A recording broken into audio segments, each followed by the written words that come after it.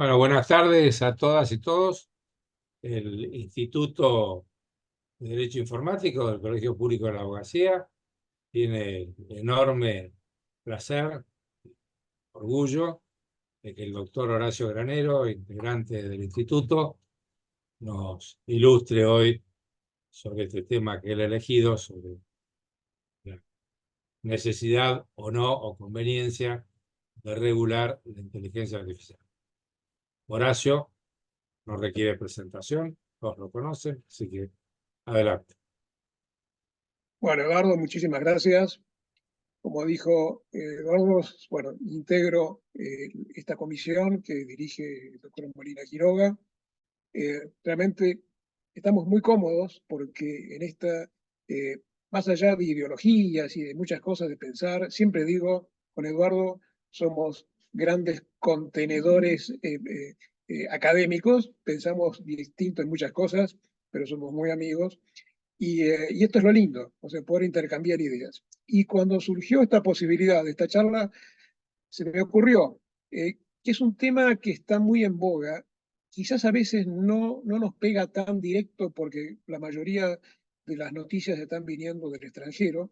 Ya se van a dar cuenta que no todas son del extranjero, sino que de aquí también y hay mucho, pero trae muchas consecuencias de lo que está atrás de esto, de los temas de los cuales hemos hablado muchas veces, muchos de los cuales ya los estoy viendo, lamentablemente no puedo verlos a todos porque me gustaría, y son estas molestias que tienen los Zoom, de tener solamente una casillita nada más y no tenerlos a todos adelante.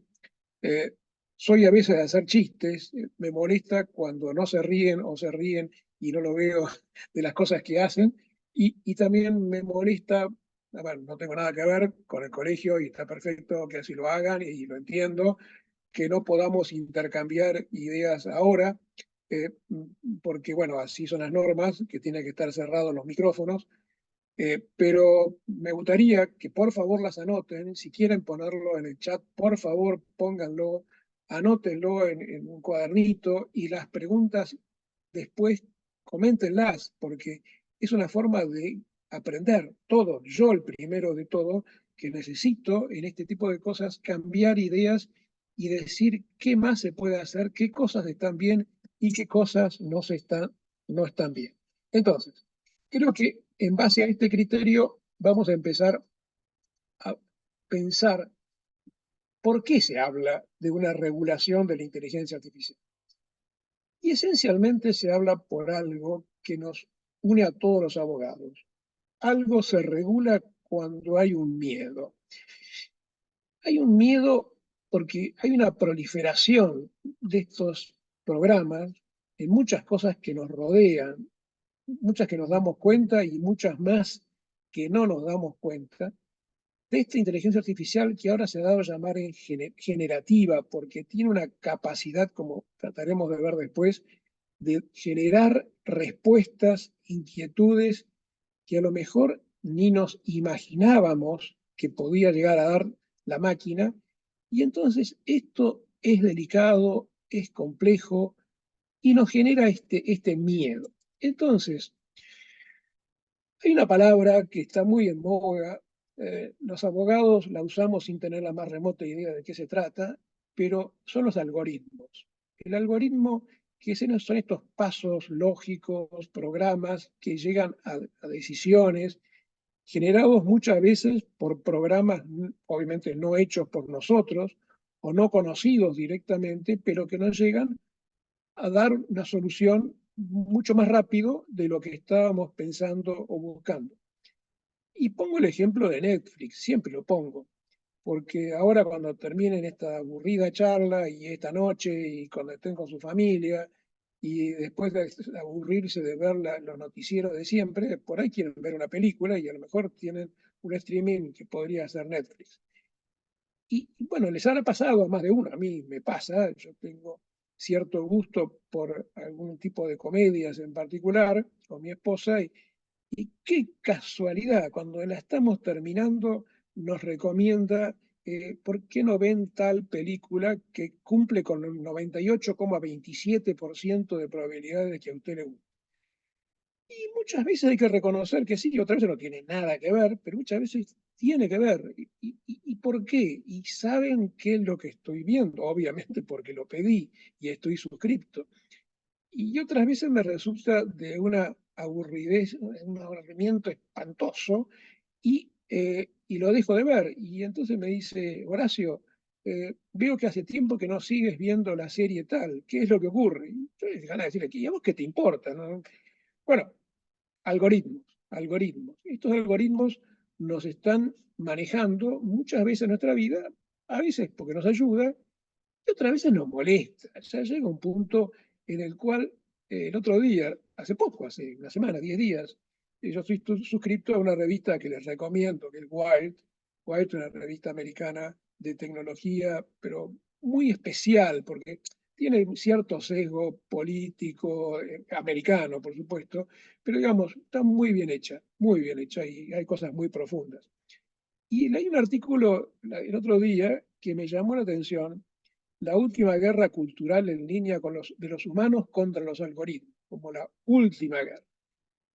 Y ya se hacen promoción de programas, sistemas libres de algoritmos. Y me hizo acordar con esas comidas libres de gluten o esta bebida que ahora hay, una cerveza sin alcohol o café descafeinado. O sea, un programa sin algoritmos, o sea, es un, dejo de decir, este programa es muy humano, es tan humano que no tiene algoritmos. Y ojo, esto está ocurriendo. Y esto está ocurriendo porque los mismos comerciantes, los que desarrollan estos programas, se dan cuenta que hay veces que molesta este tipo de tanto algoritmidad que nos rodea.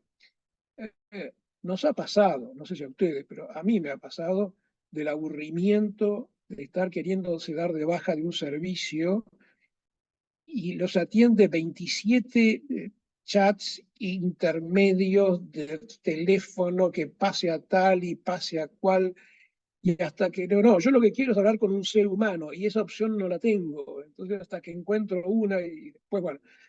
Eh, entonces, este tipo de cosas hay que tenerlas en cuenta por lo que ocurre. Entonces, cabe la pregunta, ¿es necesaria la regulación de la inteligencia artificial? Este es un poco el tema que lo charlábamos con Eduardo sobre el tema, digamos, el título de este programa, de esta charla. Y nos damos cuenta de que ha habido muchos, no solamente aquí en Latinoamérica, en Estados Unidos, pero en Europa, sobre todo en la Comunidad Europea, hace ya mucho tiempo, y en eso particularmente lo llevan el frente de los españoles. Los españoles han trabajado mucho y muy seriamente en tratar de ordenar, porque ellos han sido un poco la punta de lanza en tema de regulación de datos personales, y se han dado cuenta de que la inteligencia artificial en más de una vez se mete donde no debe. Entonces, esas regulaciones se están dando y cada vez más. Y por otro lado, porque trato de leer cuanta cosa aparece de este tema, veo que los ingleses, en particular la Cámara de los Comunes, está trabajando y muy seriamente y muy separadamente de la Comunidad Europea. No cabe duda de que para ellos el éxito existe y no forman parte de la Comunidad Europea y sacan sus propias regulaciones, algunas de las cuales trataremos de ver hoy, en la cual trata este tema y en forma muy seria. Otros no tratan el tema tan seriamente, algunos del lado nuestro también, pero lo cierto es que mal se habla del tema de la regulación. Entonces, pensando un poco el tema, haciendo un poco de historia, lo que tenemos algunas canas, nos damos cuenta de que la regulación ha sido considerada positiva muchas veces cuando hay que evitar un riesgo. Y nadie se quejó. Por ejemplo, yo me acuerdo cuando hubo esos famosos derrames petroleros, el Exxon Valdez, no sé si se acuerdan, hace muchos años, en Alaska, por allá arriba, que causó un desastre ecológico impresionante. Bueno, sacó una regulación que hoy día yo creo que un capitán de barco debe tener mucho miedo que se le caiga no sé, un tintero, si todavía hay tinteros al agua, por las consecuencias que puede traer un derrame.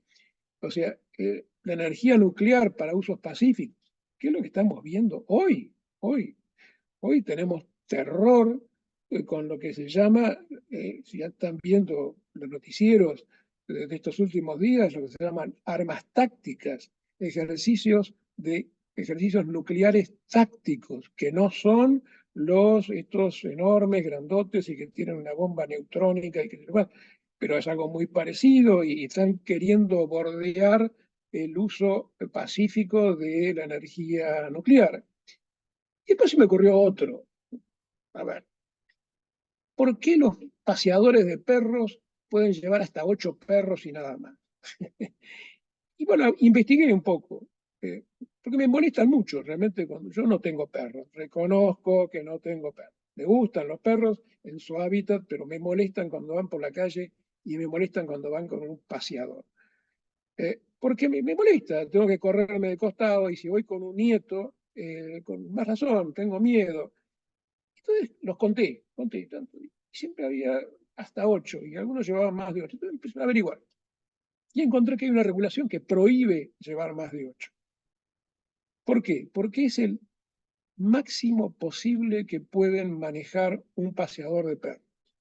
Se puede escapar alguno, puede ser riesgoso. Ni que hablar que no dice cómo debe ser el paseador de perros. Acá en la misma cuadra, 8 de la mañana, los que viven en la zona donde yo vivo, en la zona de Recoleta, 8 de la mañana me despiertan los paseadores de perros, inexorablemente, porque vienen a buscar todos los perros de la zona. Digo, son dos, 8 y 8 son 16 y ya me quedo más tranquilo. No, bueno, pero significa que el paseador de perros puede ser una niñita jovencita, que habrá que ver si tiene capacidad de manejar esos 8 perros o si son mastines o bulldog.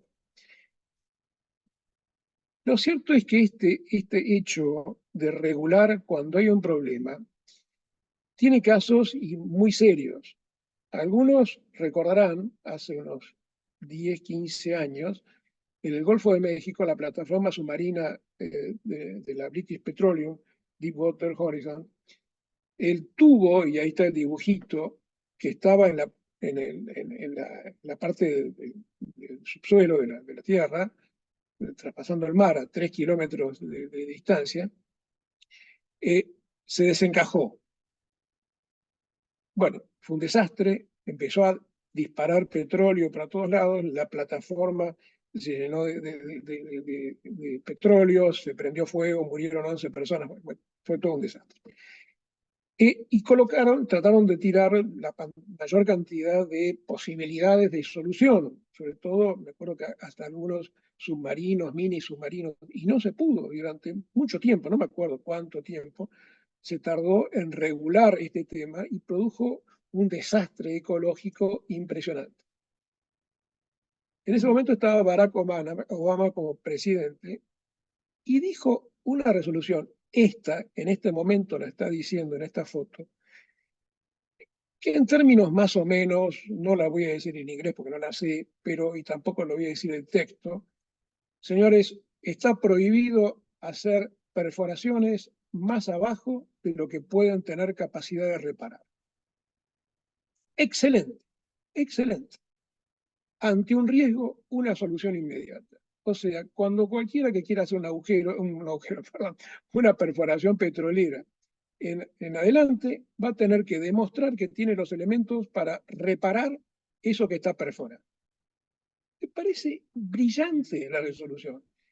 Eh, no todos son rosas, ustedes después saben cómo vino la historia, vino los intereses, porque los petroleros tienen algunos intereses y esta resolución cambió también, no necesariamente se mantuvo, pero no importa.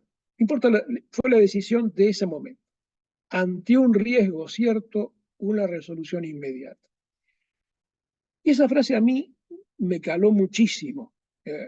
Eduardo sabe cuál es mi posición sobre la teoría del riesgo, que le he usado más de una vez, y las consecuencias que esto considero que trae para el derecho.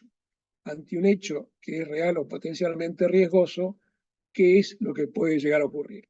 Bueno, la reforma del Código Civil. El Código Civil, hoy día, tenemos un artículo, el 1757, que dice que los servicios, cuando son potenciales o realmente peligrosos, son responsabilidad objetiva, o sea, se cambia la carga de la prueba y en vez de tener que demostrar que yo soy culpable, lo tiene que demostrar la otra parte, yo tengo una responsabilidad que es inherente a mi actividad por el hecho mismo de realizar ese tipo de actividad que por su naturaleza es riesgosa. ¿Qué es una actividad riesgosa? Ese es otro tema.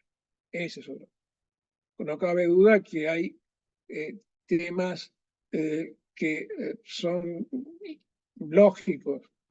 Yo, por ejemplo, me comento una infidencia. Estoy viendo en este momento una serie en Netflix que se la recomiendo, que se llama Monk, que es un detective muy particular, aparte muy fóbico con muchas cosas. Hoy vi justamente una de las series de una hora, mediodía, y dijo algo que a mí siempre me llamó la atención. Digo, tenía que volar en un avión y tenía terror a volar en el avión. Y dice, ¿cómo es una cosa de tantas toneladas? No sé, no sé cuántas toneladas pesa un avión, pero debe pesar mucho y con la gente mucho más. ¿Cómo hace para volar eso?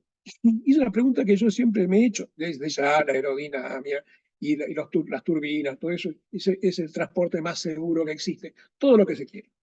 Pero el transporte de avión es una de las tantas posiciones rigurosas, peligrosas, y que por qué nos subimos al avión sin ningún o con menos problemas o no lo pensamos mucho. Porque sabemos las cosas que se hacen para evitar que tuviera problemas. Hay una revisión que lo hace la aeronáutica, hace una revisión, el propio piloto tiene interés en que el avión llegue a destino como corresponde, etcétera, etcétera, etcétera. Y dice, no son eximentes la autorización administrativa para el uso de la cosa o realización de la actividad ni el cumplimiento de técnicas de prevención. O sea que aunque hayan hecho todo eso, si la actividad es riesgosa o peligrosa, la responsabilidad es objetiva. ¿Se puede considerar el servicio de inteligencia artificial como real o potencialmente peligroso?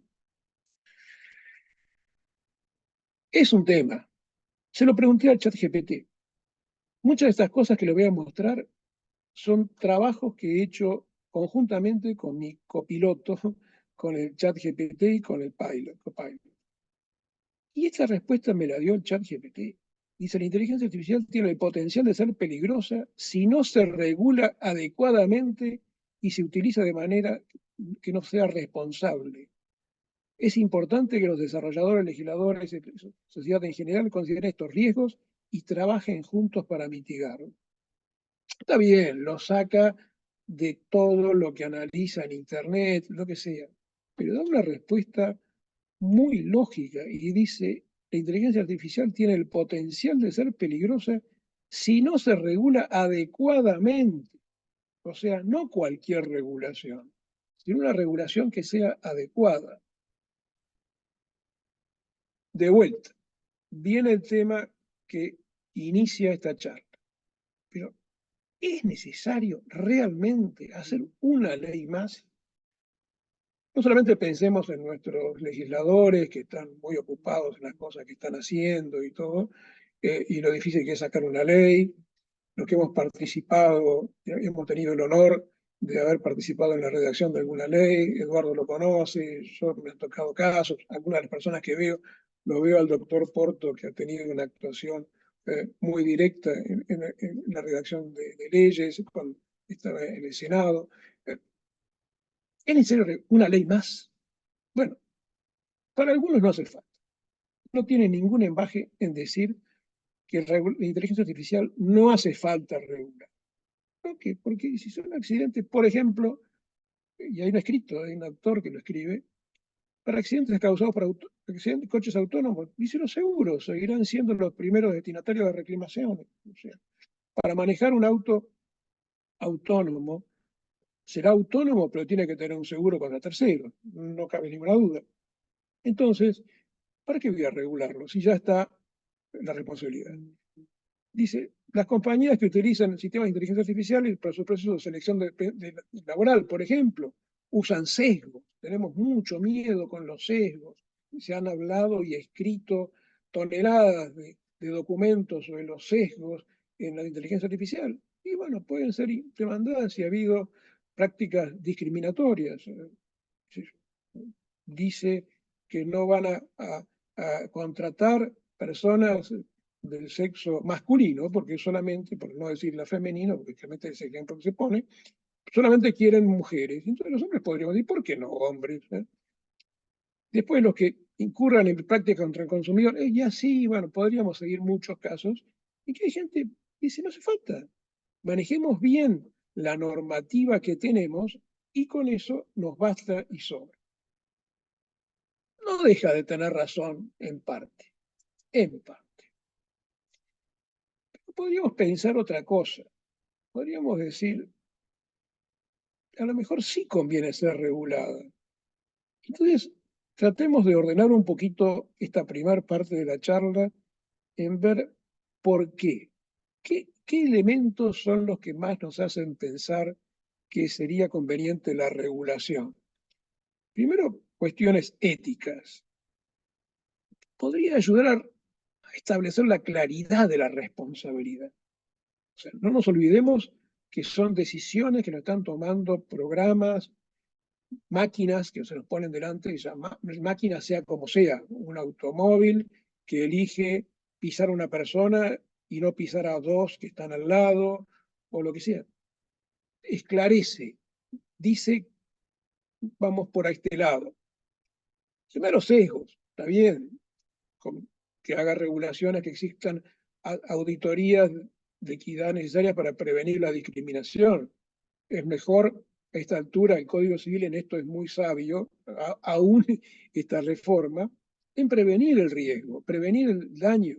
No es solamente eh, re, reparar el daño causado, sino evitar que el daño se produzca. La privacidad, garantizar que los datos sean resguardados, sociales, bueno, el impacto en el empleo, regular cuándo corresponde o no corresponde, desinformación. Bueno, y para esto, yo esto, como dije recién, se los doy, estas transparencias, todas están hechas, van a ser en PDF y van a ser entregados a todos ustedes. Así que si les interesa, quieren tenerlo como antecedente, lo van a tener, no hace falta que lo lea en este momento. Legales, temas legales, y sí, la propiedad intelectual. ¿Cuánto se ha dicho? ¿Cuántos juicios hay de que me están sacando datos?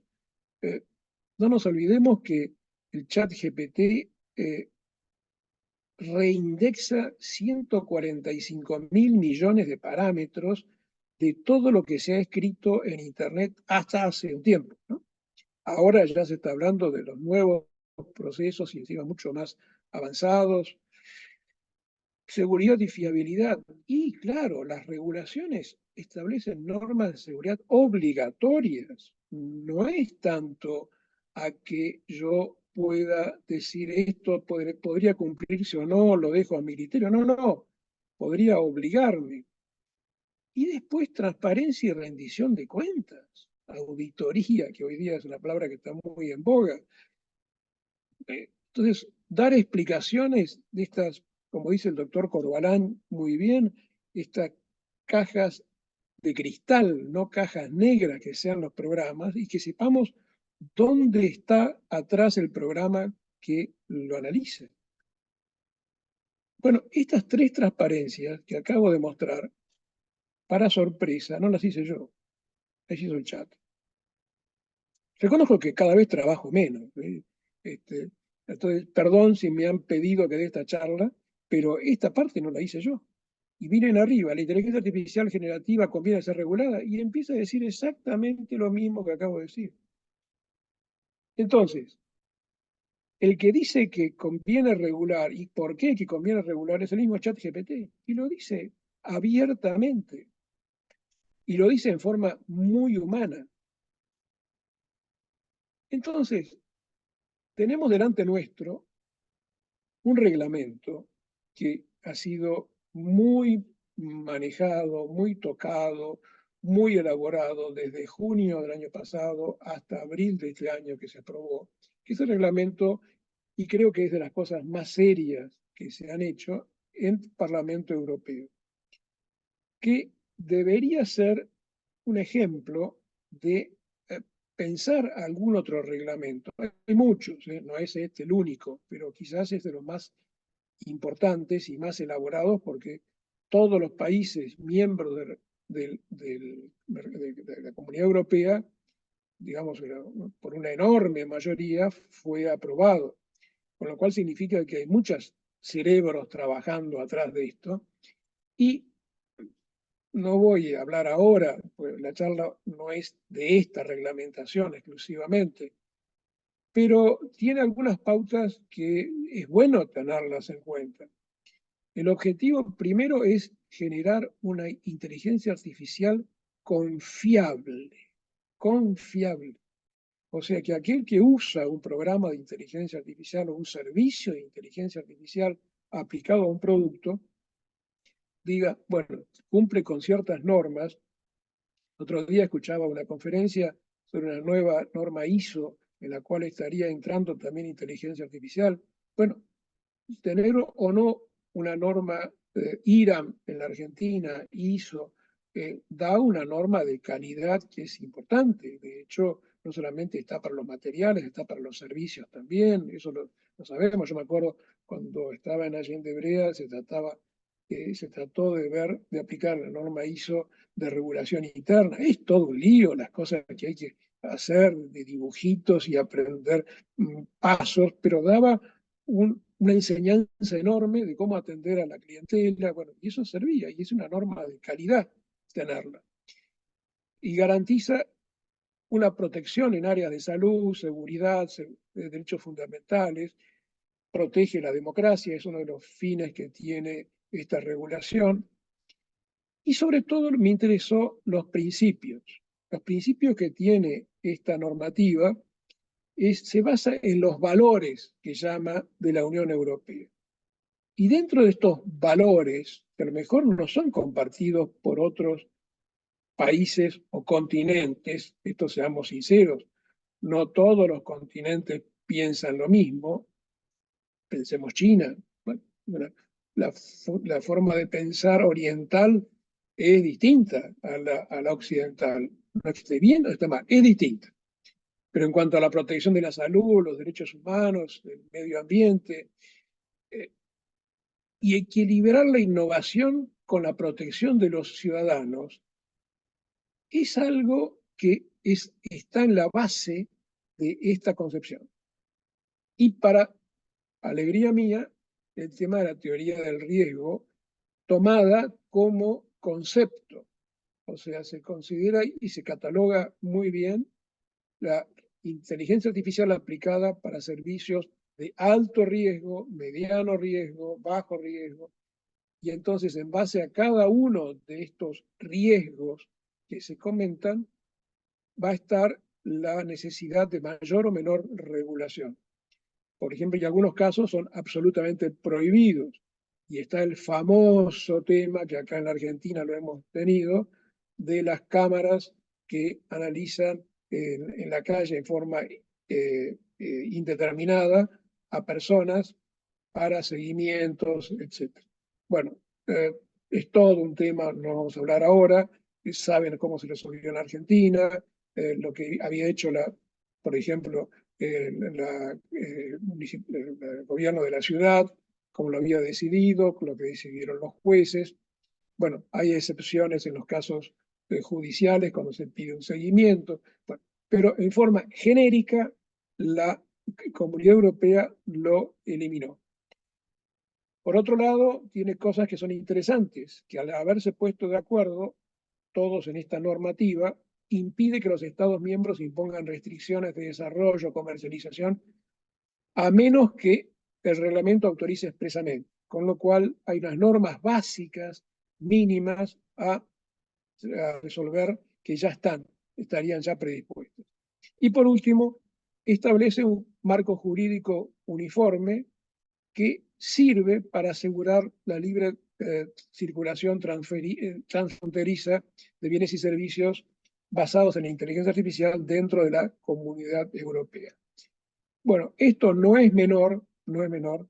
Acordémonos de nuestra vieja ley, ya es vieja, de protección de datos personales, cuando, gracias al doctor Travieso, hace muchos años son los 20 años, había logrado que la Argentina se adaptara al mismo sistema y fuimos un puerto protegido. eh, no sé en este momento qué es lo que va a estar pasando con las modificaciones de la legislación, pero nos adaptamos a lo que era Europa. Bueno, se podría llegar a hacer algo parecido entre la Comunidad Europea y Argentina. Bueno, todo esto es muy lindo con la regulación hasta que aparece, el artículo tercero. Y el artículo tercero, que es el que define inteligencia artificial, a mí se me produjo un shock y un frío en la espalda, que dije, acá las cosas han cambiado. Ya no es tanto el tema de la protección de la persona. No, se pusieron de acuerdo y tardaron mucho en redactar este artículo. Y es quizás el artículo, es la transparencia, como se llamaba antes, filmina, decíamos los viejos, quizás más importante de esta charla, la definición de inteligencia artificial que se ha reconocido. Miren lo que se dice. Sistema de inteligencia artificial es el sistema basado en una máquina que está diseñado para funcionar con distintos niveles de autonomía, acá el hombre no aparece para nada, y que puede mostrar capacidad de adaptación tras el despliegue.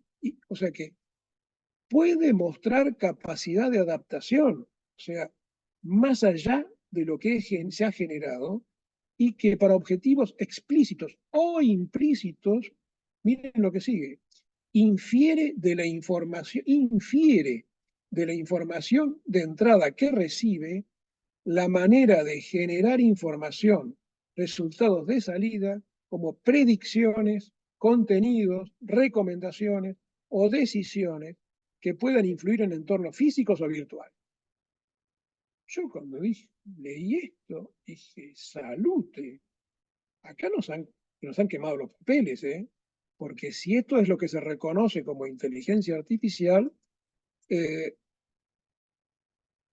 el genio se nos salió de la lámpara. Todo fantástico, todo buenísimo, nos encanta la inteligencia artificial, pero le damos un libre juego, a la inteligencia artificial mucho mayor de lo que nos habíamos imaginado. Ya no es un jueguito que estamos trabajando, sino le estamos dando la posibilidad.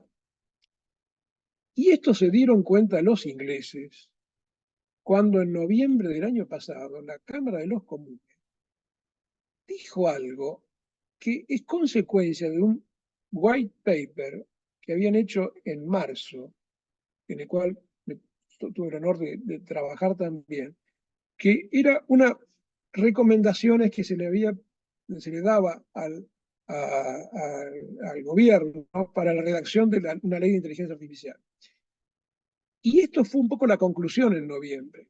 Y dijo los desafíos que tiene el gobierno para redactar esta ley, muchos de los cuales son, no importa, ya los comunes, el sesgo, la privacidad, el acceso a los datos, la caja negra, todo eso estamos se los recomiendo esto porque no sé si acá está el sitio para poder verlo, si no se los mando.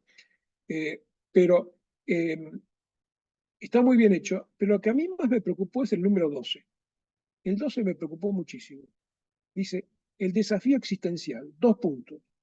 Algunas personas piensan que la inteligencia artificial es una amenaza importante para la vida humana, y si esa es una posibilidad, la gobernanza, o sea, cómo regular la inteligencia artificial, debe proporcionar protecciones para la seguridad nacional. Esto se dice y se dice de forma seriamente. Entonces dije, ¿y a quién le pregunto de esto? Ya acá me meten un brete mucho más complicado del que yo me imaginaba. Y como, bueno, egresado de la Universidad Católica y profesor durante unos cuantos años. Primero que nada, felicidad a todos los colegas profesores en el día de hoy. Y tomista, porque he aprendido a ser tomista. ¿Qué hubiera pensado Santo Tomás ante esta pregunta? Entonces, primero le dije al chat GPT, bueno, imagínate a Santo Tomás hablando con la inteligencia artificial. A ver, bueno, y este dibujo está hecho, esta foto está sido, no la hice yo, porque la creó el chat. Tuve que cambiar varias veces porque, por más que le mandé fotos de Santo Tomás, fotos de dibujos de Santo Tomás, me hizo cualquier cosa. Bueno, lo más parecido que salió fue este. Pero lo interesante es la pregunta que le hice, en esto que se llama prompt. Es una palabra que la van a sentir más de una vez, ya la habrán sentido seguramente, que es para que conteste bien el sistema, hay que preguntarle mejor todavía. Entonces, las preguntas tienen que tratar de tener un cierto ordenamiento. Entonces le dije, primero lo tuteo, ¿no? He aprendido que me anda mucho mejor el chat cuando lo trato de tú, de vos, cuando lo trato de usted. Entonces, contestame como si fueras Santo Tomás de Aquino. El hombre es vulnerable ante la inteligencia artificial generativa, dándome 3 opiniones favorables, 3 desfavorables y tu conclusión final. Los que alguna vez leyeron la Suma Teológica sabrán que es la forma de razonar de Santo Tomás. Daba 3 posiciones, primero negativas de lo que él pensaba, las otras 3 dadas por filósofos que daban la razón a lo que él decía, y después la conclusión. Para mi sorpresa, esta respuesta tardó, no les miento, menos de un segundo. Primero me generó que lo sacó de la Suma Teológica, que no le dije que sacara de la Suma Teológica, parte primera, cuestión 29, artículo primero, que es donde se define a persona. Por supuesto que Santo Tomás no habló de inteligencia artificial, no cabe ninguna duda, pero me dijo opiniones favorables y dice: la inteligencia artificial generativa, al ser creada por la mente humana, refleja la capacidad intelectual y creativa del hombre. La inteligencia artificial generativa puede ser una herramienta poderosa para forma científica y tecnológica. La inteligencia artificial generativa puede ser un potencial para la experiencia humana para diversas disciplinas creativas como el diseño gráfico, etc. La negativa, me dice, podría disminuir la originalidad humana, podría plantear cuestiones éticas, el uso excesivo de inteligencia artificial genera en campos de decisiones médicas llevar a errores costosos y potencialmente peligrosos. Aunque sean avanzados los algoritmos, tiene limitaciones en el juicio moral y ético que pueden afectar. Bueno. Y después la conclusión. O sea, ¿cómo hubiera concluido Santo Tomás ante esta pregunta? Y representa una herramienta poderosa, dice, para enriquecer el potencial humano. Es fundamental que la sociedad considere cuidadosamente cómo se integra la tecnología para maximizar los beneficios que trae. Y la última parte a mí me causó también un escozor. Dice: como Santo Tomás de Aquino abogaba por la búsqueda del bien común y el equilibrio. Yo no le dije nada de eso. Interpretó todo lo que se escribió y está en internet, obviamente, de inteligencia artificial, perdón, de Santo Tomás. Abogaba por la búsqueda del bien común y el equilibrio. Debemos utilizar la inteligencia artificial generativa de manera ética y sabia para el bienestar y florecimiento tanto individual como colectivo. Otra vez le saqué un provecho interesante. Ojo, si lo dijo Santo Tomás o no, a mí no me lo pregunten, porque no se los voy a responder. No se le puede preguntar a Santo Tomás, ni mucho menos, ni lo escribió en ningún lado. Pero me pareció que es posible, a lo mejor encontrar un Aladino que vuelva a colocar el genio en la lámpara en base a ese artículo 3 que define a la inteligencia artificial. Y tenemos varias, algunas del gobierno anterior, hay que reconocer. Esta recomendación para una inteligencia artificial fiable, que se hizo en junio del año pasado, es muy buena, muy buena. genera una cantidad de pautas para que la gobernanza y colaboración adaptativa de múltiples partes interesadas ayuden. O sea, cómo actuar distintos ámbitos del ámbito social, político, económico, académico, para la redacción de esta norma. Me parece un paso que es interesante. Se armó un gabinete de investigación, que no sé si habrá seguido, y como producto de ello ha habido varios proyectos, algunos buenos, otros mediocres y otros muy malos. Dentro de los mejores que he visto es uno que se presentó en marzo de este año, de un diputado Maximiliano Ferraro, con el cual tuve el gusto de conversar con él y los asesores sobre este proyecto de ley, que me pareció quizás de los más interesantes. Es modificable, está a estudio, ya pasó creo que las comisiones que tienen que llegar hasta destino, pero aparentemente sería el proyecto que está más en camino como para poder ser en vías de ser aprobado. No lo conozco, es imposible hoy en día saberlo, pero es muy bueno porque habla de la responsabilidad algorítmica, habla de la promoción de la robótica. Él habla de algo que me parece muy interesante, los algoritmos verdes, que es estos algoritmos buenos, llamémoslo, no los que son que predisponen al hombre, y habla todo de una forma de generar un plan general de inteligencia artificial que me parece bueno. Creo que son posiciones para hablarlo. Eh, se trabajó sobre la base de un criterio que no lo conocía, que la Cámara de Diputados tiene un sistema, no recuerdo cómo se llama en este momento, en el cual los proyectos se suben a una página y pueden ser discutidos por el común de la gente que lo discute. A esta altura, a mí se me ocurrió lo siguiente, ya esto hace unos años, algunos ya lo conocen este ejemplo, pero no sería malo comentarlo. El tema fue en base a qué es la inteligencia artificial y qué se puede hacer y si realmente todo esto es académico o puede haber alguna parte práctica. Bueno, el hecho de no solamente estar en la parte académica, sino estar en la parte comercial, en una editorial, bueno, me permitió también los medios, fondos y posibilidades como para atreverme a hacerlo. Y sobre todo un viaje que pude hacer en su momento de placer, fui con mi esposa a Francia, a París, y bueno, estando en París tenía que ir al Louvre, no cabía ninguna duda, y estando en el Louvre tenía que ir a ver la Gioconda, no cabía ninguna duda.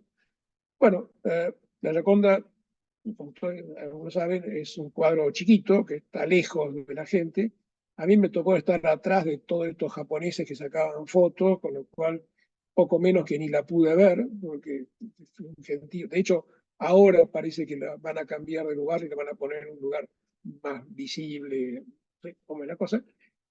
Y otra cosa que quería ver era el código de Hammurabi, que siempre también estudiando, y bueno, el primer código, la primera norma que existió, el código de Hammurabi, que está en un segundo, creo que la Gioconda está en el primer piso y Hammurabi está en el segundo piso.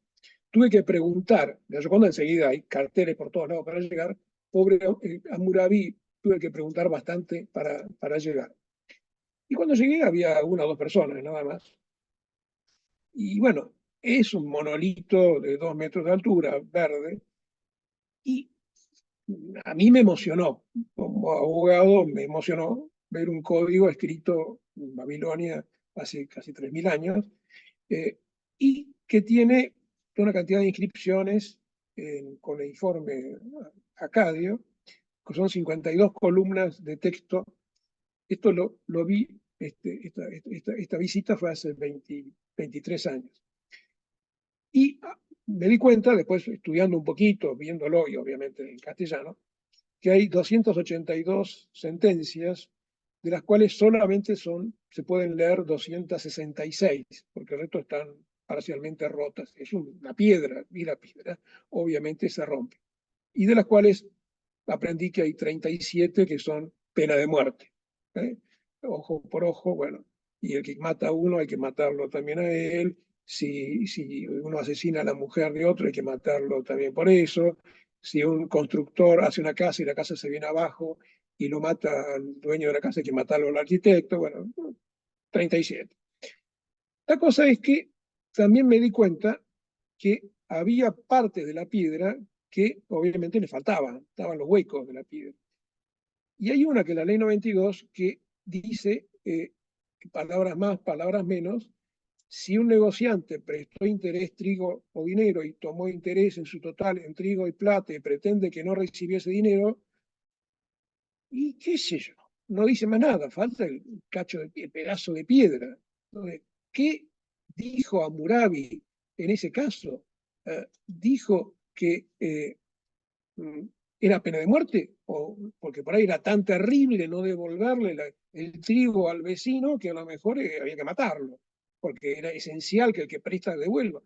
¿O no? Bueno, nos pusimos a estudiar un poco el tema eh, con criterios de hace 23 años, con computadoras de hace 23 años y lógica computacional de hace 23 años, con lo que se llama distintos cálculos econométricos, que analizaba las palabras que figuran, la cantidad de palabras distintas, las palabras diferentes, las palabras que estaban más cerca, las que estaban más lejos de cada una de las palabras, se hicieron a simulaciones, bueno, y sobre todo una que se llama el cuadrado, trae conceptos que son muy particulares. Pero lo cierto es que se llegó a un modelo.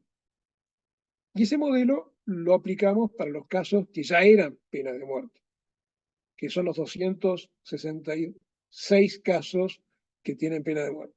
Y sobre 266 casos, el modelo predijo 262, o sea, dio un 98,5%. Y aplicado a la famosa ley 92, dice no corresponde pena de muerte.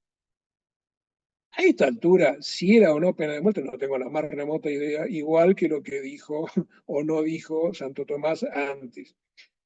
Vayan a preguntarle a Murabi qué es lo que quiso decir y los reto a que consigan un backup del código de Hammurabi, no lo van a encontrar. Otra piedra no existe, o sea que no sé si la ley 92 decía esto o no. Pero nos vino bien en la empresa para desarrollar un programa en el cual, sobre un sistema exactamente igual, buscando cercanías y lejanías y obviamente utilizando algoritmos, de vuelta a la palabra, que ya con un criterio mucho más sofisticado y mucho más rápido, llamémoslo, permite ante un texto que se coloca dar una respuesta. Por ejemplo, los buscadores de Internet son o no responsables de los daños que ocasionan en su contenido. De vuelta, estas respuestas, hasta tiene los artículos del doctor Molina Quiroga que dice cosas distintas de las que yo digo. Bueno, va a responder, va a encontrar los artículos, los fallos, la jurisprudencia, y bueno, por un convenio que se hizo con OpenAI hace cosas ya casi de 4 años, 3 años y medio, da la respuesta en forma de una contestación no generada por el ser humano, sino por el propio sistema. Y dice, sí, los buscadores de Internet responden, en este caso, analiza el fallo y da la respuesta ante la pregunta, cosa que ayuda. Bueno, esto se está utilizando hoy día en el dial, y de hecho cuando uno lo busca en el sistema normal, común, comercial, hay una parte al final del fallo que he encontrado que dice ver fallos, ver contenidos similares, y está el logo de Sherlock. Primero le hace un análisis de las palabras más buscadas, un trend topic, y abajo aparecen los fallos que por inteligencia artificial le trae los más similares. O sea, ¿a dónde quiero llegar con esto? Que vi que era viable, que no hacía falta una enorme decisión de ver cómo llegar a qué es la inteligencia. No, es matemática, es matemática. El algoritmo es una matemática con una lógica, obviamente con gente que sabe, programas que saben, acá hay Python y una cantidad de programas atrás, y nosotros aparte tenemos un botón especial en el cual cada fallo que aparece, no para el común, sino si un juez llega a preguntar cómo se llega a esto, aparece, no es una caja negra. Pero digo, esto es viable, esto es posible, existe esta posibilidad de llegar a la misma conclusión en base a algo, a un universo cerrado como es los fallos de 35, 36 años de jurisprudencia y 3 terabytes de información. Bueno, pero volvamos a lo anterior, al miedo, al miedo. Stanford es una universidad seria. En abril, hace menos de un mes, hace 25 días, sacó un análisis que me volvió a preocupar.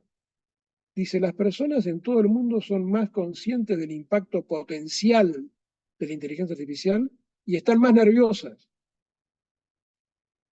En Estados Unidos, el 52% de los estadounidenses informan sentirse más preocupados que entusiasmados por la inteligencia artificial. Esto lo dice Stanford.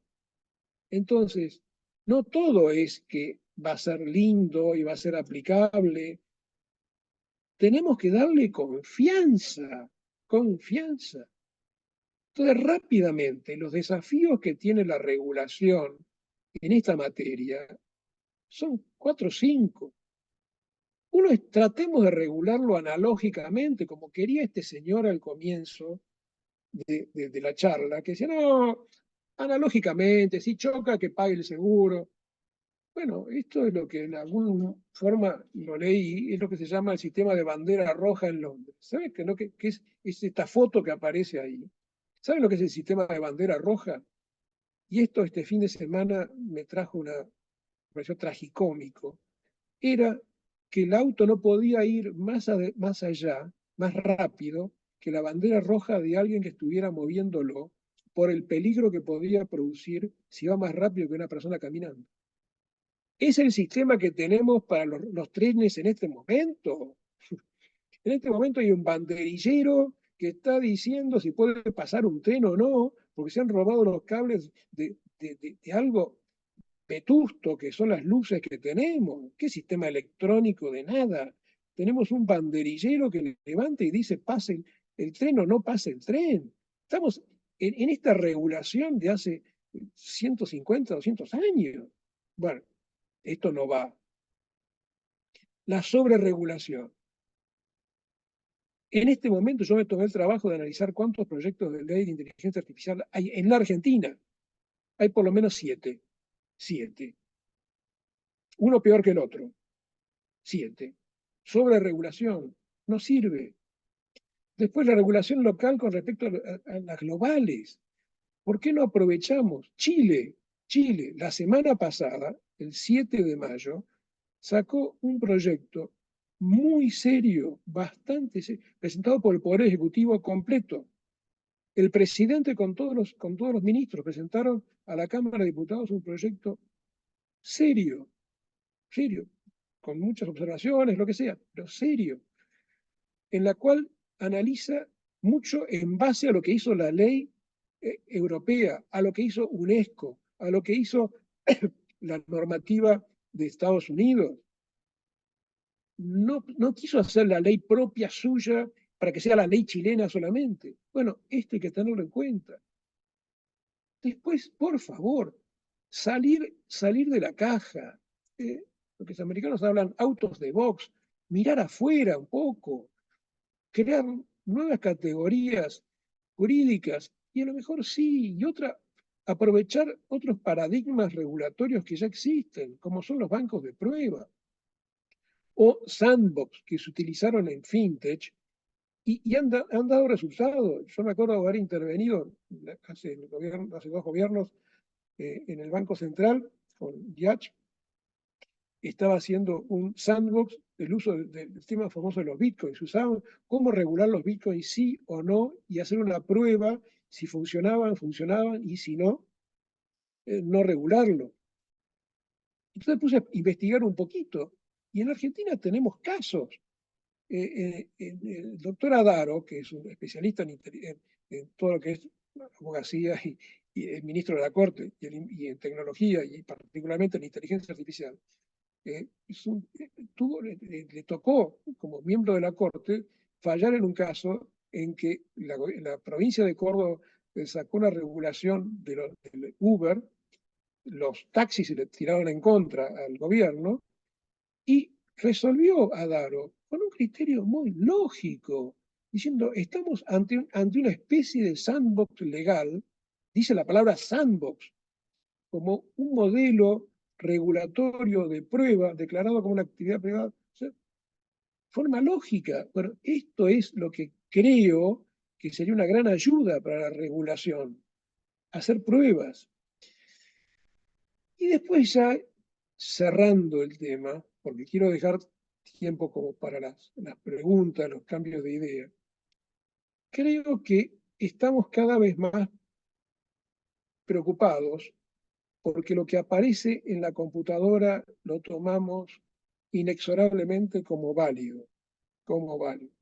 Quizás los que tenemos ya canas bastantes y hemos tenido superiores en las tareas profesionales muy inteligentes, yo nunca me voy a olvidar del doctor Federico Ferro, un gran abogado, que yo le llevaba una planilla Excel de alguna cosa que me había pedido y siempre me encontraba un error. Él no usaba Excel, él usaba directamente las cuentas. Dice, pero acá esta fórmula está mal. ¿Cómo no puede estar? Y estaba mal. Era mucho más lógico, él lo veía lógicamente. Entonces lo que se llama la reserva de humanidad es esencial. ¿Y por qué puse una cabina de piloto? Porque si ustedes lo conocen el tema, los pilotos automáticos que nos manejan en un avión cuando viajamos, los pilotos manejan 1 minuto 30 cuando asciende el avión y 1 minuto 45 cuando el avión desciende. El resto es todo piloto automático, todo, todo. Hay muchos casos, no pueden tocar, no pueden tocar. El resto es todo, salvo esos 2 casos, tiene que ser manejado por el piloto automático. Entonces estamos muy acostumbrados a que lo que nos muestra la computadora es lo correcto. Muchas veces es muy bueno. Yo, si no tuviera el corrector ortográfico, cometería mucho más errores de lo que hago. Me dice muy eufemísticamente, no me dice, doctor Granero ha puesto una S donde es una C. No, directamente me corrige lo que está y está bien. Pero hay otros casos en que no estoy tan seguro. Y siguiendo con el ejemplo del avión, si no la han visto, véanla, una gran película, Sully, que es de este avión que hace ya 20 años más o menos, manejado por este capitán, que era su última semana, ya se estaba por retirar, que su nombre era Sully, su sobrenombre era Sully, y en la película es Tom Hanks. eh, Cuando llega a Nueva York, se le prende fuego un avión, un motor, el otro, bueno, y están sobre el Hudson, y entonces pide por radio y dice, bueno, tiene que bajar en Newark, no sé dónde, y no llego, no llego. No, no, no, las computadoras dicen que usted tiene suficiente potencia como para llegar a tal lado. No, no, no llego, no llego. Y entonces le dice al copiloto, aterricemos en el Hudson. Entonces le dice a toda la gente, bueno, si han visto la película no saben, y aterriza y se salvan todos, todos. No hubo ningún herido de este acto. Acto seguido viene el juicio que le hacen al piloto por no haber cumplido lo que le dijeron y por no haber hecho lo que le decían las computadoras que debía haber hecho. Y él dijo, esta frase en el juicio que le hace, es peligroso relegar lo esencial, la esencial supervisión humana. Él tenía una experiencia de decenas de años como piloto. ¿A él quién le va a explicar? Dice, su decisión fue la que quiso hacer y la hizo y le salió bien. Entonces ahí surgió una frase que a mí particularmente me gusta mucho, porque uso el copilot también. Y entonces, haciendo un eufemismo, decimos, copiloto sí, piloto automático no, por favor. No usemos la inteligencia artificial como un piloto automático. Es una herramienta, como tantas herramientas que tenemos. Los que peinamos canas sabemos lo que era hacer un escrito o hacer un testimonio con máquina de escribir, ni siquiera eléctrica, y cuando nos equivocábamos teníamos que hacerlo todo de nuevo porque no se podía borrar, y había que hacerlo todo de nuevo porque en el juzgado no me aceptaban que le raspara algo. Me acuerdo, mi secretaria llorando, diciendo, doctor, es la tercera vez que la tengo que hacer porque me equivoqué, y lo lamento, hacelo de nuevo porque tengo que llevarlo. Bueno, es una herramienta, después fue la máquina de escribir tal, y hoy día es lo que tenemos. Entonces, esa tecnología no hay que tenerle miedo, existe, y no hay que desaprovecharla, porque acá es donde viene la segunda parte, y ya con esto voy redondeando, que es la parte positiva, la parte eh, de decir, busquemos aquello que me traiga el beneficio. ¿Dónde estoy optimísticamente usando la inteligencia artificial? No, no llegó el momento de hacer una postura crítica de cómo estamos enseñando la carrera de abogacía, de cómo estamos ejerciéndolo. Los que alguna vez leímos algo de los griegos, hubo algo que a mí particularmente siempre me gustó, de Sócrates. Sócrates. El secreto del cambio es enfocar toda tu energía, no en luchar contra lo viejo, sino en construir sobre lo nuevo.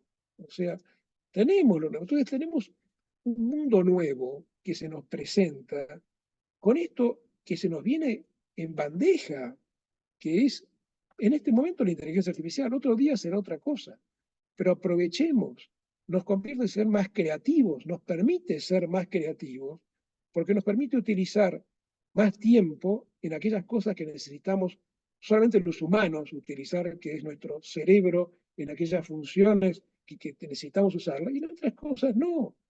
Entonces podemos tener esa posibilidad, sabiendo hacer las preguntas como corresponden, sabiendo tener la posibilidad como profesores de que los alumnos no prohibirles que usen estas herramientas, sino al mismo tiempo decir, analicen, estudien y después critiquen lo que les está trayendo, sino la posibilidad de diseñar, armar, crear, salir, como dijimos recién, de la caja, de lo que teníamos hasta ahora y aprovechar estas nuevas herramientas.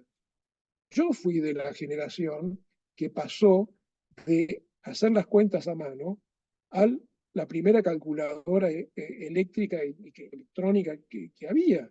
Sigo haciendo muchas veces las cuentas porque creo que para el cerebro y evitar el Alzheimer lo más que podamos, sirve de vez en cuando hacer las cuentas. Pero, digamos, tener una idea que esta es una herramienta más. Y con esto cierro, con este prompt que les estoy mostrando. Este es un caso absolutamente real que me tocó de los 55, 54 años de abogado que tengo, 10 tuve el honor de ser secretario civil. Y dentro de las cosas me tocó de todo. En aquel momento civil teníamos de todo, familia, contradictorio, lo que venga. Y me tocó el caso de una señora absolutamente real, una viuda, perdón, viuda, soltera, una viejita que tenía dos sobrinas. Una sobrina que llamémosla buena y otra que era un desastre. La buena la cuidaba, le daba de comer, la llevaba a pasear. Y la mala la insultaba, se reía de ella, nunca la iba a ver, etc. Bueno, un día fallece la señora esta y deja un testamento. ¿A quién le toca el juicio del sucesorio? A mi secretario. Bueno, entonces, un día llamé a las dos partes, porque era un testamento cerrado, y lo llamé al abogado, porque cada una se presentó con su abogado, la buena y la mala, y leí el testamento. A la mala le tocó un departamento. Bueno, y a la buena le dejó una cajita de 10 centímetros por 10 más o menos de plata y unos 5 centímetros de alto. Eso era todo lo que le dijo. Bueno, estaba ahí la cajita dentro de un sobre que se abrió, el departamento no, pero la cajita sí estaba ahí, la abrimos y estaba llena, repleta de monedas de oro. Entonces, el abogado de la mala, ni corto ni perezoso, dice, ah, perfecto, le dejó la caja. Lo que está dentro no, entonces lo que está dentro hay que repartirlo en partes iguales. Entonces, esto no está testado, no hay un testamento sobre lo que está dentro de la caja. Que sí, que no, que sí, que no, bueno, pase a resolución. ¿A quién le tocó resolver? A mí. Bueno, entonces llamé a audiencia de prueba. El juez me dice, audiencia de prueba en un testamento. ¿Qué? La causante, no, ya sé, la causante no le puedo preguntar qué miércoles quiso decir cuando dejó la cajita. Pero bueno, y se probó que la buena era muy buena y la mala era malísima. Bueno, y saqué la resolución diciendo, la testadora quiso dejar, se entiende que quiso dejar la caja con las monedas de oro y a la otra el departamento. Benedetti, Julio César Benedetti, un excelente juez, mi juez, me dice, ¿usted está seguro, Granero, de lo que...? No digo, no estoy para nada seguro, de vuelta. ¿A quién le voy a preguntar algo? Infiero que es esto lo mejor. Bueno, confió en mí, firmó. Por supuesto, la mala apeló inmediatamente, va a la Cámara, y la Cámara, en la sentencia más corta que he visto en mi vida, decía, por sus fundamentos se confirma la sentencia. Pasó de esto más o menos 30 años, 25 años. Llega al chat GPT y le pregunté al chat GPT, ¿vos qué harías en mi lugar? Y entonces empieza a responder muy bien, de poquito, inmediatamente, no tardó 5 segundos, no, en un segundo contestó. Y esto es textual lo que aparece. Primero hay que interpretar la voluntad del testador, qué es lo que quiso decir. En los legados de cosas ciertas y determinadas, habla del legado, bueno, está bien, mezcla un poco. Dice, el atestador es un objeto particular, una cajita de plata, según el Código Civil y Comercial, como se lega una cosa cierta y determinada, se entiende que todo lo que es de esencia de una cosa la sigue, al menos que el testamento resulte otra cosa. Yo le pregunté, ojo, dentro del derecho argentino, le pregunté en el prompt, no sé si lo han visto, pero decía así. Es relevante considerar cualquier declaración adicional de la testadora que pueda indicar su voluntad. Vino muy bien la prueba de testigos que había hecho antes. Si hubiera evidencias como declaraciones de testigos, es pichocho, es lo que yo hice, que sugiera qué quería hacer con las monedas. En conclusión, dice, en ausencia de una indicación explícita de que las monedas de oro debían, y basándose en el principio de interpretación de la voluntad del testador, parece razonable concluir que tanto la cajita como el contenido queda para la sobrina que cuidó la testadora. Esta interpretación reconoce el posible intento de la testadora de compensar a la sobrina por su cuidado y atención, viendo el valor significativo del contenido como parte del reconocimiento. Yo no escribí nada de esto. Entonces, yo digo, ¿no podemos aprovechar este tipo de cosas que tenemos? No nos va a reemplazar la inteligencia artificial. Y les digo, por favor, no usen directamente esto y, como de vuelta, copiloto sí, piloto automático no. Ojo, porque hay unos errores que comete en materia de artículos. Me ha citado con fundamentos buenísimos artículos españoles que no tenían nada que ver, o sea, ha metido la pata o ha alucinado, como se habla hoy día, de forma terrible en muchas cosas. No nos va a reemplazar, ni va a reemplazar a los jueces. Pero lo más probable es que aquellos que aprendan a usarla bien y sepan cómo aplicar la inteligencia artificial, seguramente que nos van a reemplazar. Y el otro día di una charla en Lima, en la Universidad de Lima, y uno de los profesores dijo algo citando a un tocayo mío, que no la conocía. Lo conocía al tocayo, porque bueno, obviamente Horacio no somos muy conocidos, salvo la lucha de los Horacios contra los Curiáceos, más que eso no sabía, y reconozco que del autor Horacio mucho tampoco lo conocía. Le hice una frase y digo, me encantó. sapere aude, atrevámonos a pensar, atrevámonos, salgamos del molde. Creo que esto es un poco el esquema de lo que tenemos que tener hoy día y decir, aprovechemos las herramientas que tenemos, aprovechémosla para decir qué es lo que podemos hacer, cómo lo podemos hacer, y si esas herramientas no sirven, aprovechemos. Y cierro con un ejemplo de ayer. De ayer. Un amigo mío tenía una reunión de consorcio anoche, a las 6 de la tarde.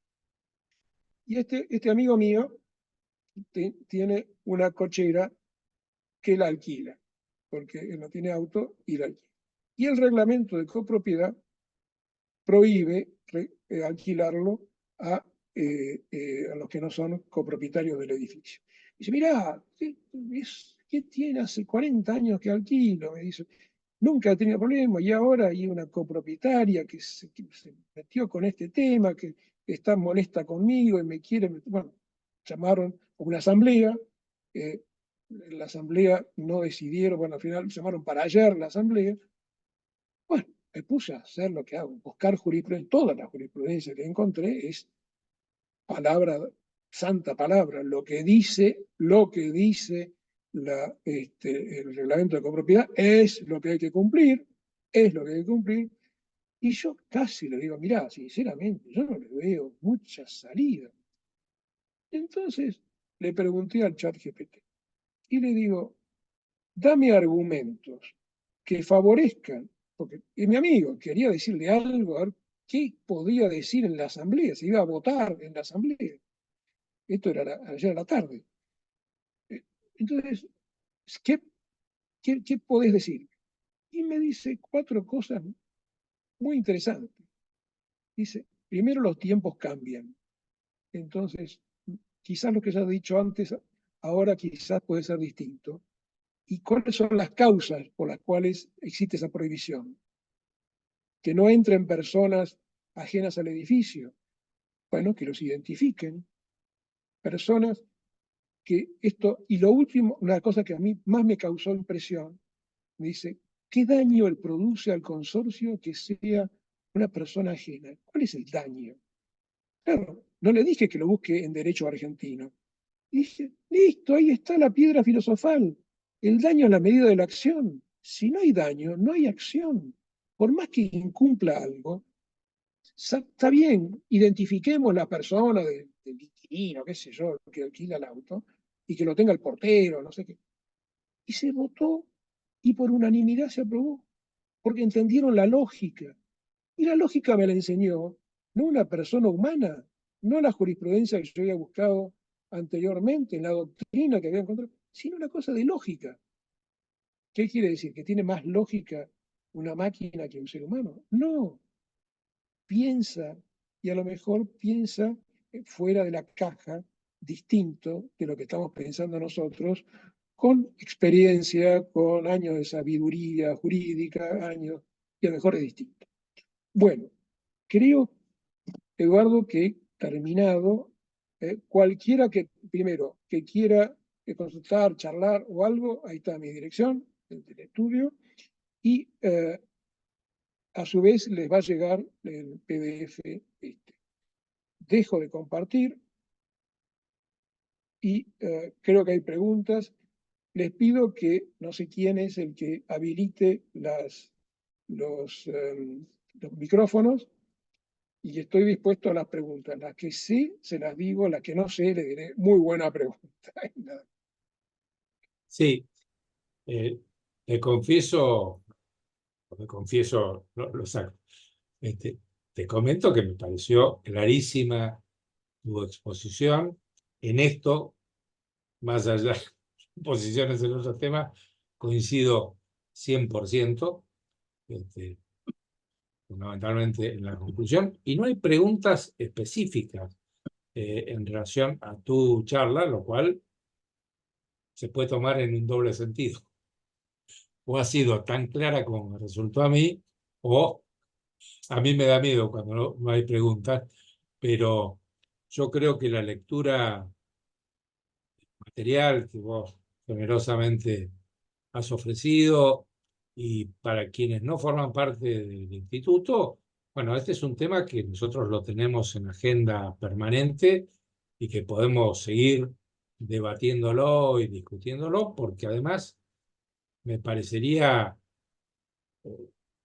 no, muy productivo repasar todos los papers que has acompañado, proyectos de ley, la resolución de la Subsecretaría de Innovación, creo que es, o de tecnología, este documento, por lo menos las conclusiones de los británicos, etcétera, porque creo que yo tengo mis prevenciones, pero reconozco que en muchos casos esas prevenciones son producto del desconocimiento de muchos aspectos. Me preocupan los sesgos, me preocupan. Pero bueno, todo esto me parece que no es inevitable, no es un proceso que el ser humano no pueda torcerlo a su favor, aprovechando todo lo que vos has señalado de beneficio. Pero si alguien quiere hacer una pregunta, estamos todavía, tenemos 11 minutos. Acá, una pregunta de Nicolás Costa Paz. Soy alumno de su introducción al derecho en 1996. Esta situación de la aparición de la inteligencia artificial es similar a la aparición de Google hace 20 años atrás, pero con una herramienta más amplia, rápida y potente. Horacio, Y eso lo podrías responder vos. Pero, mirá, acércate, pues se va la voz. sí, eh, mirá, creo que es avances como hay de todo, evidentemente, pero creo que en este caso tenemos algo que es distinto a lo que hasta ahora habíamos visto, que es lo otro nos permite buscar información. En este caso nos permite dar información. Entonces, acá nos encontramos, por eso se llama generativa. Genera una diferencia que antes no la teníamos. Entonces, Google evidentemente fue un fenómeno que nos permitió encontrar lo que estábamos buscando de forma mucho más rápida, mucho más segura, distinta. Pues nosotros, con la lógica booleana del and or not, buscamos desde hace cuánto, 30 años, 30 años, cuando decíamos divorcio y alimentos, buscábamos en los repertorios. A lo mejor algunos de los que están acá presentes no saben qué es un repertorio, pero acordate cuando buscábamos en esos libros verdes, y abríamos una hoja y la otra que estaba encima y la otra, y llegábamos a la conclusión de que el fallo estaba o no estaba. Esa lógica de búsqueda después vino mejorada con la lógica que está en la computadora. Google nos permitió una búsqueda mucho más amplia, sin la necesidad de la palabra determinada. Ahí nos trae todo el problema que contigo hemos charlado tantas veces, si la indexación o la no indexación, el peligro de la indexación, y al indexar las palabras permite encontrar cosas en forma distinta, con lo cual la responsabilidad que tiene Google por estar indexando cosas a lo mejor puede llegar a generar un daño, y ahí sí es responsabilidad objetiva o no. Bueno, el tema de Belén Rodríguez y compañía es un tema. Pero en este caso es distinto, porque acá no le estamos haciendo preguntas quién descubrió América, sino le estamos preguntando que razone. ¿Cómo esto de ayer, mejor dicho, sí, de ayer a la tarde, a mí me llamó la atención. Dame argumentos de algo que sabía que difícilmente podía encontrarle la vuelta. Y me dice, pero si hace 40 años que está ahí, nadie se ha quejado. ¿Cuál es el problema? ¿Cuál es el daño? ¿Porque está prohibido en el reglamento? O sea, si esto va a un juez va a ser tan frío de decir, ah, no, el reglamento es tal cosa, usted no puede hacerlo. Uno va a pensar, los jueces hoy día, que son la mayoría jóvenes, no van a pensar la lógica del porqué de lo que se ha escrito. Entonces, ese tipo de cosas que me permite abrir la mente, que quizás un joven lo sacaría mucho más rápido, yo no lo había sacado. Entonces, este tipo de ayudas no lo teníamos antes. Yo creo que estamos ante una revolución importante, que si ahí conviene o no regularla, intenté decirlo diciendo que creo que sí. Yo me inclino por la necesidad de regular y bien, porque hay que tener cuidado hasta dónde va a llegar, porque ya hoy día, por ejemplo, hay programas que determinan si un escrito está hecho o no con inteligencia artificial. Me lo han mandado, ¿eh? Es un programita que es de libre acceso, es gratis. Pero ya hay otros programas que detectan que se ha detectado con ese programa. Con lo cual, esto es algo de nunca acabar. Por eso cuando eso que puse ahí de Aladino se escapó de el de la sabio lámpara. se salió de la lámpara, el genio salió de la lámpara, es un poco eso. Estamos ante un genio que en principio tenemos que tratar de manejarlo porque nosotros tenemos que saber manejarlo. Y están los abogados de hacerlo. ¿Hasta dónde? Y la responsabilidad. Porque nos va a pasar casos en los cuales tengamos que resolver y entonces vamos a tener que decidir qué es lo correcto, qué es lo justo. Y creo que esta es la gran obligación y por eso que me encanta que se haga en tu comisión, en el colegio, y que seamos los abogados que discutamos esto y que opinemos. Entonces, tenemos una gran necesidad de opinar.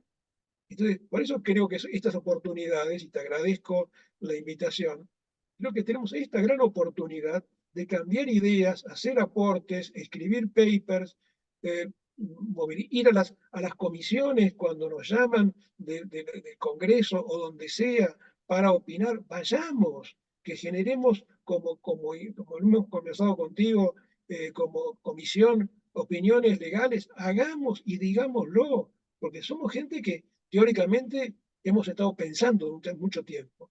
Y bueno, el día de hoy, ser profesor es un poco esto, aprender de lo que nos dicen para tratar que las cosas se mejoren. Bueno, este es un poco el tema. Eh, pero me gustaría Bien, escuchar la voz de alguien que ahora tienen el, eh, el micrófono abierto. Doc, por un sí, nos tema de quedan seguridad, 2 minutos no habilitamos más. los micrófonos. ¿Sí? Pero una vez, son toda gente conocida, hombre. Este, Es lo que nos piden de acá del colegio, Doc.